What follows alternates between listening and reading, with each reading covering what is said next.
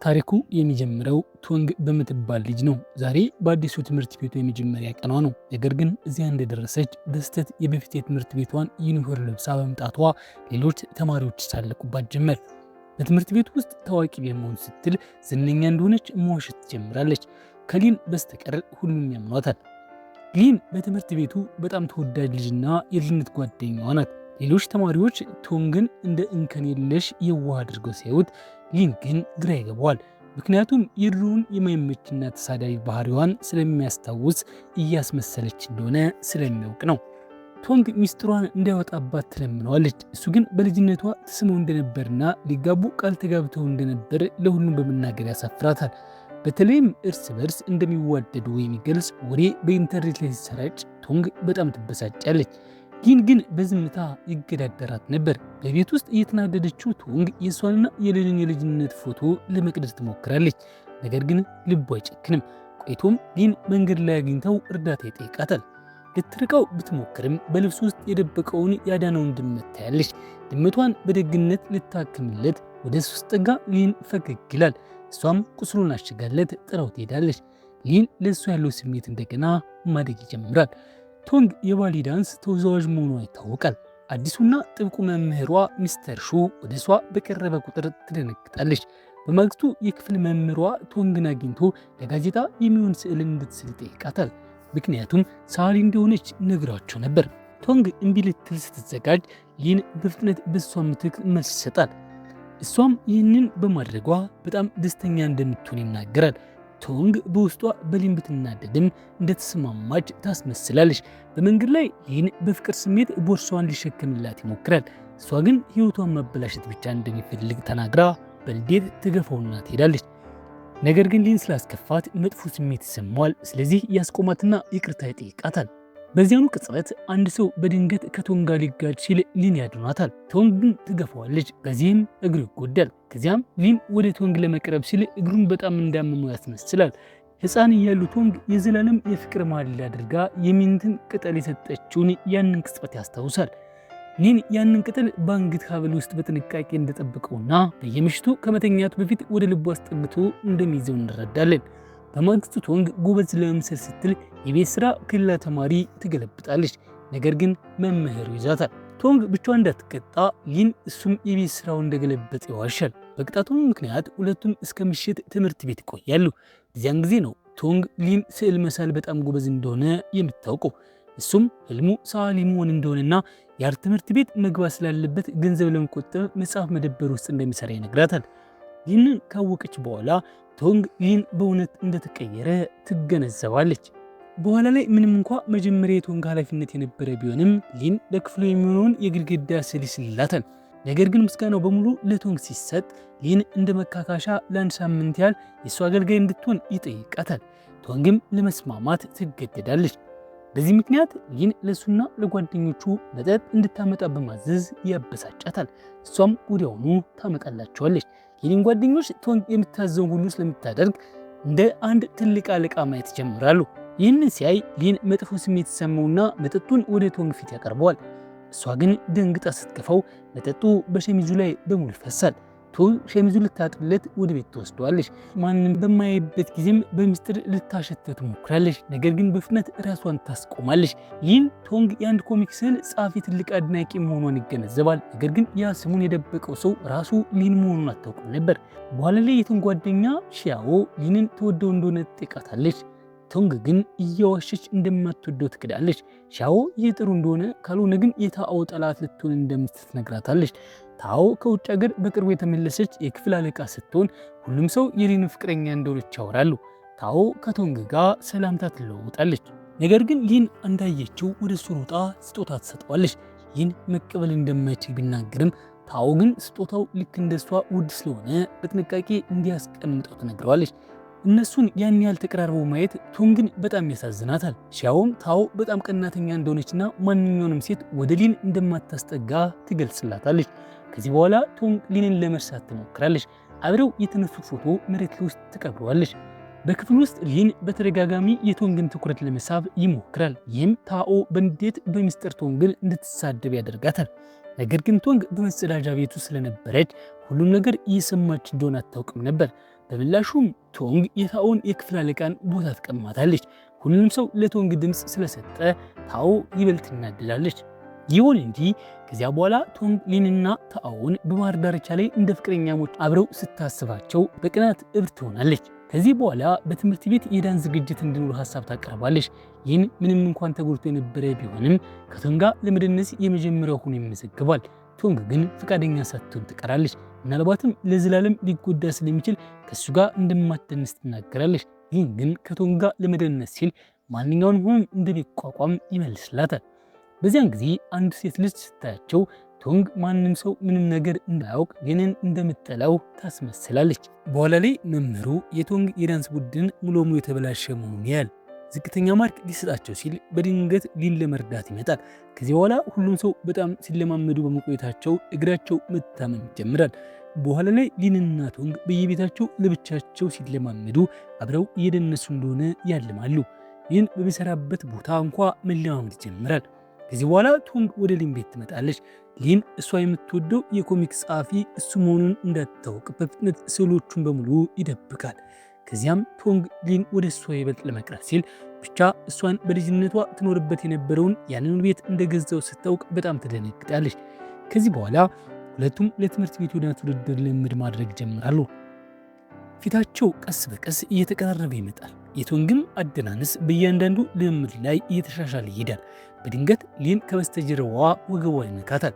ቶንግ ግን በንዴት ሁልጊዜ ለእሷ መጥፎ ባህሪ እንደሚመስል ትናገራለች። ሊን ከልቡ ይቅርታ ይጠይቃታል። ቆይቶም እሷ ድሮ የሰጠችውን ያንን ተክል ስታስተውል ሁለቱም በጥልቅ የፍቅር ስሜት እርስ በርስ ይተያያሉ።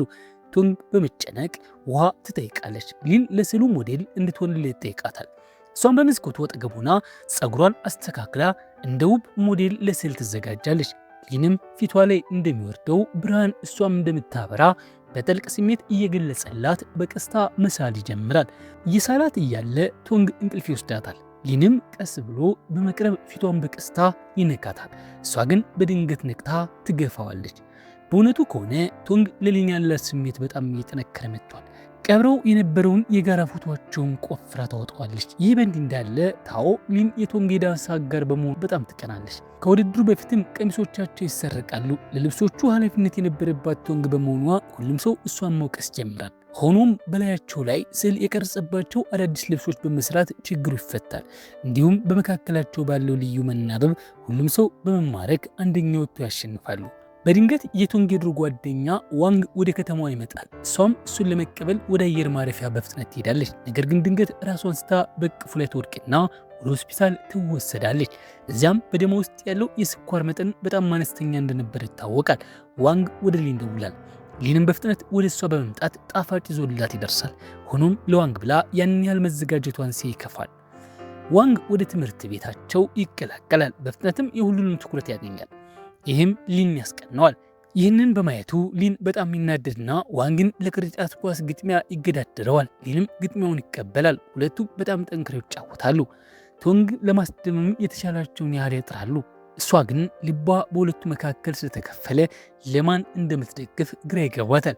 በመጨረሻ ሊን ያሸንፋል። ነገር ግን ቶንግ ዋንግ እጁን ስለተጎዳ ይበልጥ ትጨነቃለች። ይህን ሊን በጥልቀት ይጎዳዋል። በሐዘንና በሽንፈት ስሜት ጥሏቸው ይሄዳል። በኋላ ላይ ቶንግ የአባቷን ልደት ታከብራለች። በዚያም ሊን ባልተጠበቀ ሁኔታ ይደርሳል።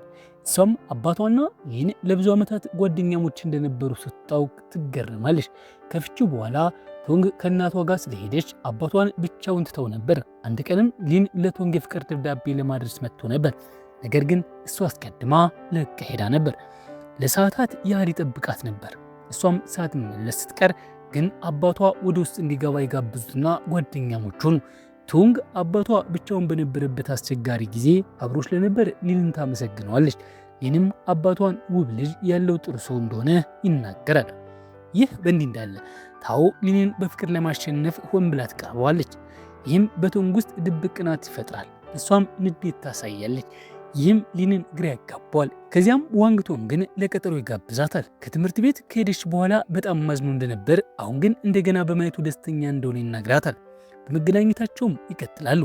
ነገር ግን አንድ ቀን እናቷ ስታውቅ እንዳትወጣ ትከለክላታለች። ቶንግ በሚስጥር ከእሱ ጋር ለመገናኘት ወደ ባህር ዳርቻ ትሄዳለች። ነገር ግን ዋንግ ለሰዓታት አይመጣም። ሊን ይህንን ሲያውቅ ወደ ቶንግ በፍጥነት ይሄዳል። ሊን እሱ የሚወዳትን ያህል ዋንግ እንደማይወዳት ይነግራታል። ቶንግ ግን ራስ ወዳድ ስትል ትጠራዋለች። ሊን ሌላ ሰው ለመምሰል ለምን እንደምትሞክር ይጠይቃታል። ቶንግም እውነተኛ ማንነቷን ሰዎች ሊጠሉት እንደሚችሉ እንደምትፈራ ትናገራለች። ሊን ግን ይህ ሊሆን የማይችል ነገር እንደሆነ ያረጋግጥላታል። የሱ ቃላት በራሷ ላይ ያላትን መተማመን ይመልሱታል። በማግስቱ ደግሞ ታዋቂ ለመምሰል የምታደርገው ጥረት ለማቆም ትወስናለች። ይሁን እንጂ እውነቱን ለአጠቃላይ ክፍሉ ለመናገር ገና ከመዘጋጀቷ በፊት መምህሩ በፕሬዝዳንቱ ፊት መድረክ ላይ ወጥታ እንድትስል ይጠራታል። በዚህም መሳል እንደማትችልና የተናገረችው ነገር ሁሉ ውሸት እንደነበር ይጋለጣል። ቶንግ ከገጠር በመምጣቷ ሰዎች ስለሚፈርዱባት አይዶል ለመምሰል እንደሞከረች ትናገራለች። ነገር ግን የክፍሏ ልጆች ውሸታም እያሉ ይስለዋታል፣ ችላም ይሏታል። ሊን ለቀናት ያጽናናታል። አንድ ቀን ቶንግ የምትወደውን የኮሚክስ ጸሐፊ ፊርማ ለመስጠት እንደሚመጣ ታውቃለች። ወደ ዝግጅቱም ለመሄድ ትዘጋጃለች። ይህን ሲያይ ሊን ትንሽ ይጨነቃል። ምክንያቱም ከሁሉም በላይ ቶንግ የምትወደው አርቲስት እሱ ራሱ ስለነበር ነው። ስለዚህ ቶንግ እውነተኛ ማንነቱን እንድታውቅ ለማድረግ ሊን የሱፐር ሂሮ ልብስ ለብሶ ወደ ፊርማው ዝግጅት ይሄዳል።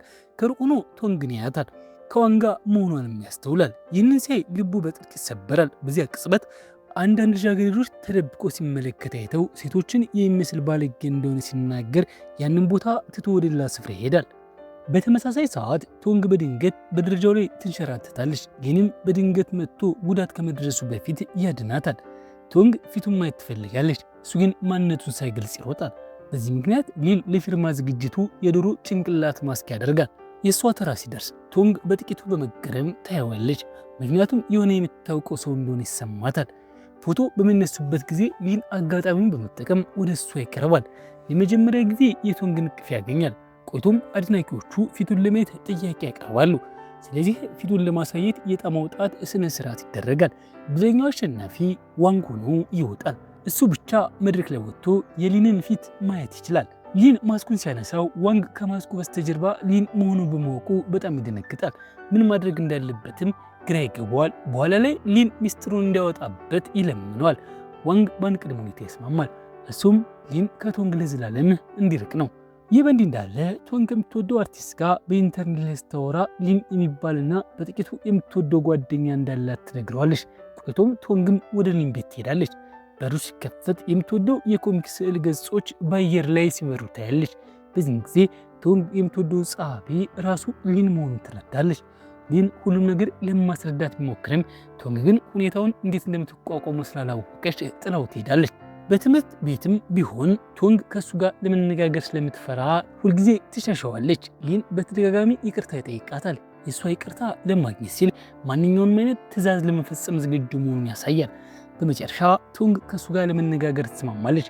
ሊን እውነቱን የደበቀው እንዳያሳዝናት በመፍራት እንደሆነ ያስረዳታል። እንዲሁም ኮሚኮች በሙሉ ለእሷ እንደሆኑ ይነግራታል። ከዚህ በኋላ በመካከላቸው ያለው ግንኙነት ይበልጥ የተስማማና አስደሳች ይሆናል።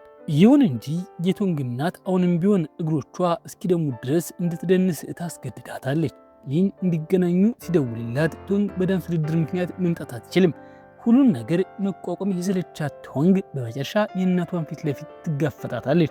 ዳንሱን ከ4 ዓመቷ ጀምሮ ስትሰራው እንደነበር አሁን ግን ኖርማል ህይወት መኖር እንደምትፈልግ ትነግራታለች።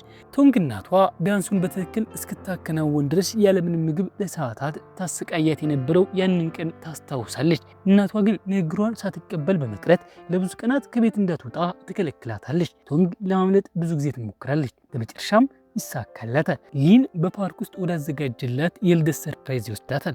በዚያም ከጓደኞቿ ጋር በተለያዩ ጨዋታዎች የተዝናናች እንደገና ደስታ ይሰማታል። ይሁን እንጂ ቶንግ ከክፍል በመቅረቷ ምክንያት ትምህርት ቤቱ ለእናቷ ይደውላል። ይህም እናቷን ይበልጥ ያስቆጣታል። ቶንግ መደነስ እንደማትወድ ትናገራለች። እሷን ያን ያህል አዝና ሲያት ይህን ሊያጽናናት ይሞክራል። ወደ አንድ ውብ አኳሪየም የሚመሩ ቢጫ መስመሮች ይስልላታል። በዚያም ሊን ቶንግ እንዳሰዎቹ ተዘግቶባት ከመኖር ይልቅ ለነፃነቷ መታገል እንዳለባት ይነግራታል። ፍርሃትን ማሸነፍ አስፈላጊ መሆኑ እሷ ራሷ ስላስተማረችው እናቷን በቁርጠኝነት እንድትጋፈጣት ይነግራታል። ሊን ቶንግ ምን ብታደርግ ሁልጊዜ ከጎኗን እንደሚሆን ቃል ይገባላታል። ከዚያም በጥሩ ሁኔታ ከሚንከባከባት ከቶንግ አባት ጋር ይገናኛሉ። ሁሉም አብረው ኬክ ይበላሉ። በመጨረሻ ሊን ፍቅሩን ሁሉ ያፈሰስበትን ስዕልና የሚን አንገት ሐብሉን ለቶንግ ይሰጣታል። ነገር ግን ወደ ቤት ስትመለስ የቶንግ እናት በጣም ትቆጣታለች። ቶንግ እናቷን እንደምትጠላት ተናግራ ወደ ክፍሏ ትገባለች። በዚያም የሊን ቃላት ብቻ የቆሰለ ልቧን ያጽናኑታል። ከዚህም በኋላ ታኦ ወደ ሊን ለመጠጋት ስትል ብቻ እሱ በሚሰራበት ቦታ ስራ ትቀጠራለች። ቶንግ ታኦ ሊንን ለማማለል እየሞከረች እንደሆነ ስታስተውል ከእሱ ጋር ትጣበቃለች። ታኦ ወደኋላ ታፈገፍጋለች። ከዚያም ትኩረቷ ወደ ዋንግ ይዞራል። እሱም ለእሷ ፍላጎት ያለው ይመስላል። ይህ በእንዲህ እንዳለ ቶንግ ከእናቷ ጋር እንደገና ትጣላና ወደ አባቷ ቤት ለመሄድ ትወስናለች። ይህም እናቷ ከልጇ ጋር ስላላት ግንኙነት ማሰብ እንድትጀምር ያደርጋታል። እናቷ ለቶንግ ምን ያህል መጥፎ ባህሪ ስታሳይ እንደነበረ ትረዳለች።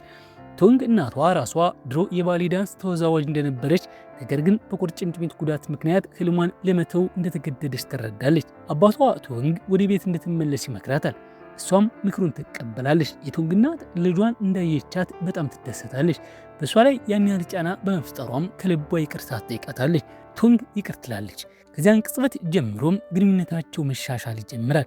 ቆይቶም ዋንግ ታናሽ ወንድሙ በጣም እንደታመመ ይነግራቸዋል። እንዲሁም ሊንን እንዳገኘው ይጠይቀዋል። ልጁ የሊን ኮሚክ አድናቂ ስለነበር ኮሚኩ ላይ ፈርሞለት አብሮት ፎቶ ይነሳል።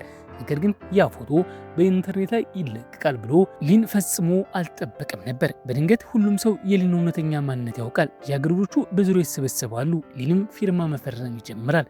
ቶንግ እነዚያ ልጃገረዶች ከሊን ጋር ተቀራርበው ሲያወሩ ስትሰማ ቅናት ይሰማታል። ሊን በትምህርት ቤቱ በጣም ታዋቂ ይሆናል። አድናቂዎቹ ብዙ ነገሮችን ስለሚጠይቁት በተለመደው ሁኔታ መራመድ እንኳ አይችልም። ቶንግ በዚህ ምቾት አይሰማትም። አሁን እሱ በጣም ታዋቂ ስለሆነ በሱ ፊት ራሷን እንደምንም እንደማትቆጠር ትነግረዋለች።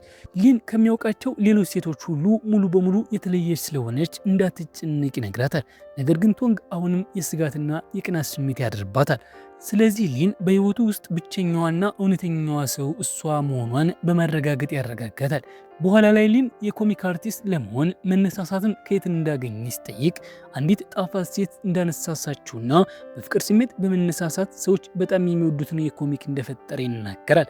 ከዚያም ጋዜጠኛዋ ስለ ወላጆቹ ትጠይቀዋለች። ሊን በማደጎ እንዳደግና የወላጅ እናቱ በልጅነቱ ጥላው እንደሄደች ይገልጻል። ከቃለ መጠይቁ በኋላ የወላጅ እናቱ በኮሚኮች አማካኝነት አግኝተው በድንገት ትመጣለች።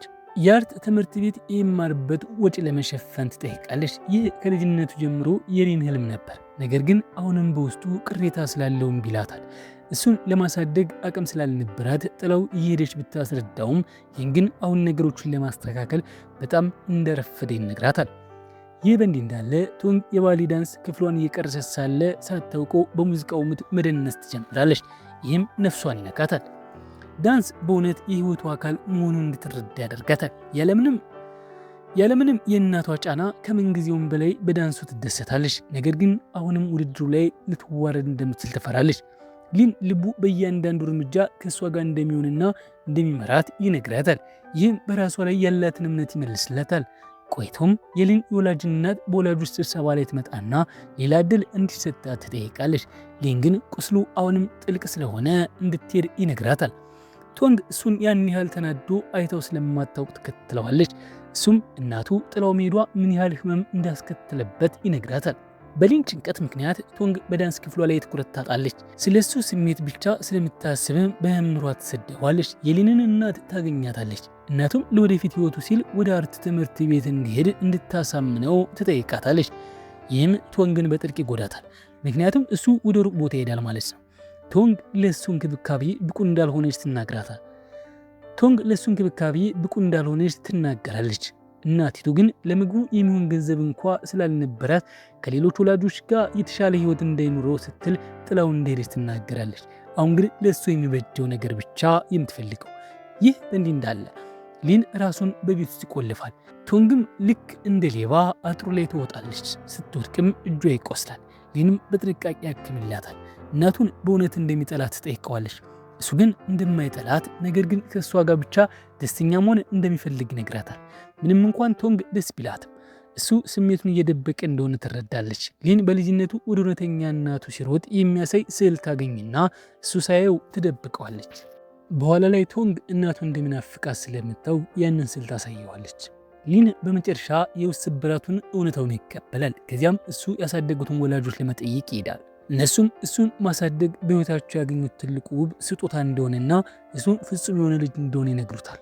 ስለ ወላጆች እናቱን እውነቱን የያዘ አንድ ሳጥን ይሰጡታል። ሳጥኑ ከመክፈቱ በፊት ግን ቶንግ ከዓመታት በፊት እናቷ ይዛ ስትሄድ ለምን ተሰናብቷት እንዳልመጣ ትጠይቀዋለች። ሊን በዚያን ጊዜ እንዳይመጣ እንደተከለከለ ያስረዳታል። በዚህም ቶንግ እሱ በህይወቱ ሙሉ ሲወዳት እንደነበር ትረዳለች። አብረው ርችቶችን ያበራሉ።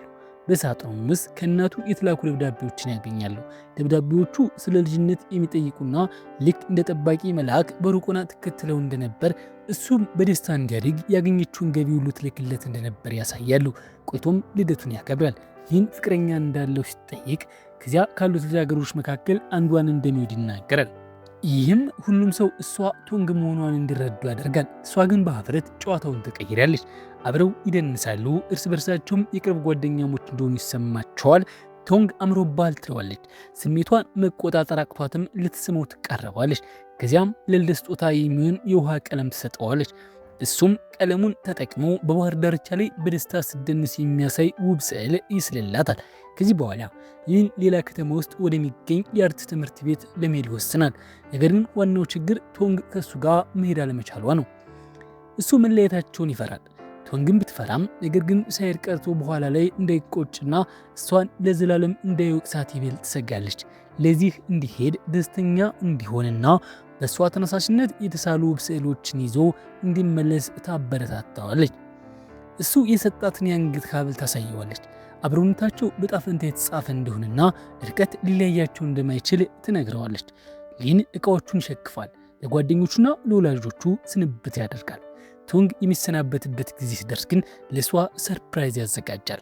እሷ ስትደንስ የሚያሳየውን ስዕል ይሰጣታል። በውስጧም ሆነ በውጯም ውብ እንደሆነች ይነግራታል። ቶንግ የስንብት ስጦታ መሆኑን አውቃ ደስታም ሐዘንም ይሰማታል። ስለዚህ ለመጨረሻ ጊዜ ለፍቅር ቀጠሮ ለመውጣት ይወስናሉ። በዚህም ሊን ተፈጥሮ ውበቷን ለማየት ሲል የቶንግን ፀጉር ይፈተዋል። አይስክሪምም ይበላሉ፣ ጨዋታዎችን ይጫወታሉ። ወደ ባህር ዳርቻም ይሄዳሉ። በዚያም ሊን ሁልጊዜ እንደሚያስባት ይነግራታል። ቶንግም ሁልጊዜ እንደምታስታውሰው ትናገራለች። እርስ በርሳቸው እንዳይረሳሱ በየቀኑ ደብዳቤ እንዲጻጻፉ ሀሳብ ያቀርባሉ። ፍቅሩ ለሱ ሁሉ ነገር እንደሆነ ይነግራታል። ቶንግም ያለሱ ህይወቷ የተሞላ እንዳልሆነ ትገልጽለታለች። በመጨረሻም ሊን ለመሄድ ሻንጣውን ይይዛል። ቶንግም በከባድ በሐዘን ስሜት ወደ ትምህርት ቤት ትመለሳለች። የቶንግ ጓደኛ ልታጽናናት ብትሞክርም እሷ ግን ልክ ህይወት እንደሌለው መንፈስ ትሆናለች። ልክ የህይወቷ ብርሃን በሙሉ የተወሰደ ያህል። በጠረጴዛዋ ላይ ሊን የጻፈላትን እወድሻለሁ የሚለውን ማስታወሻ እስክታገኝ ድረስ ልቧ እንደገና ህያው የሆነ ስሜት አልተሰማም ነበር። ቶንግ ወዲያውኑ ወደ ባስ ማቆሚያው ትሄዳለች። የምትወደውን ሊንንም በየቦታው ትፈልገዋለች። አስቀድሞ የሄደ መስሏት ተስፋ ስትቆርጥ እሱ በድንገት ልክ እንደምትሃት በፊቷ ይታያል። እሷም ሲጠብቃት እንደነበር ይነግራታል። ሁለቱም ፊታቸውን አዙረው ስሜታቸውን በሙሉ ያፈሱባቸው የፍቅር ደብዳቤዎችን ይጻጻፋሉ። በባሱ ውስጥ ሊን የቶንግን ደብዳቤ ይከፍታል። እሷም ከልጅነቷ ጀምሮ ተወደው እንደነበር ይረዳል። ቶንግም ሊን የህይወቷ እውነተኛ ፍቅር እንደሆነ ትገልጽለታለች። ከጥቂት ቀናት በኋላ ቶንግ የባሊ ዳንስ ክፍሏን ትቀጥላለች። እንዲሁም በየቀኑ በባህር ዳርቻ ላይ ትንሸራሸራለች። በዚያም ከሊን ጋር ያሳለፈቻቸው የፍቅር ትዝታዎች ህያው ሆነው ይኖራሉ። ነገር ግን በድንገት ሊን ደብዳቤ መላክ ያቆማል። ይህም ቶንግን ያሳስባታል። በኋላ ላይ ቶንግ እናቷ ፍቅረኛ እንደያዘች ታውቃለች። ነገር ግን በመጨረሻ ማንነቱን ስታውቅ ትደነግጣለች። እሱም አባቷ ነበር። ይህ ማለት ወላጆቿ በመጨረሻ ታርቀዋል ማለት ነው። ብዙም ሳይቆይ በመጨረሻ የውድድሩ ቀን ደረሰ። የሊንን አበረታች ቃላትና መምህሯ ሚስተር ሹ በልምዷ ላይ ያደረገላትን ከፍተኛ ጥረት በማስታወስ ቶንግ በህይወቷ ውስጥ እጅግ በጣም ውብ የሆነውን አፈጻጸም አሳይታ አንደኛ በመውጣት ታሸንፋለች። በኋላ ላይ ቶንግ ተኩሎቹን ውሃ ለማጠጣት ወደ ሊን ቤት ትሄዳለች። ነገር ግን በድንገት በቤት ውስጥ ድምፅ ሰምታ በፍጥነት ወደ ፖሊስ ትደውላለች። አንድ ዱላ ትይዛለች። በሩ እንደተከፈተም ልትመተው ትቃጣለች። ነገር ግን እሱ ሊን መሆኑን ትረዳለች። እሱም ወደ ራሱ ያስጠጋታል። በጥልቅ ስሜት እርስ በርስ አይን ላይን ይተያያሉ። ካፍታ ቆይታ በኋላ ቶንግ ከዚህ የፍቅር ስሜት ትነቃና እዚያ ምን እየሰራ እንደሆነ ትጠይቀዋለች። ሊን የዩኒቨርሲቲ መግቢያ ፈተና ከእሷ ጋር እዚሁ ለመውሰድ ሲል እንደተመለሰ ይነግራታል። ይህንን ስትሰማ ቶንግ በደስታና ስሜት ታለቅሳለች። ፈተናውን ይወስዳሉ። አብረውም ወደ ተመሳሳይ ዩኒቨርሲቲ ይገባሉ። መምህራቸው ሁለቱም በምስጢር ይዋደዱ እንደነበር ሁልጊዜ ያውቅ እንደነበር ይገልጽላቸዋል። በፍቅር እይታቸው ታጅበው ወደ ባህር ዳርቻ ይሄዳሉ። በዚያም እዚህ እንዲደርሱ ያደረጓቸውን ውብ የፍቅር ጊዜያት ያስታወሱ ልባቸው በደስታና በሰላም ይሞላል። ሊን በቶንግ ውበት በመደመም በፍቅር ያቅፋታል። በዚያ ቅጽበት ቶንግ እሱ ለሷ የፈጠረው ትክክለኛው ሰው መሆኑን ትረዳለች። ከዚያም ውብ የሆነው የፍቅር ታሪካቸው ይጀምራል። ታሪኩ የራስን እውነተኛ ማንነት በነፃነት መቀበል ወደ እውነተኛ ደስታ እንደሚመራ ያስተምረናል። ቪዲዮውን ከወደዳችሁት ላይክ፣ ሰብስክራይብ ማድረግ እንዳትረሱ። በቀጣይ እስክንገናኝ መልካም ጊዜ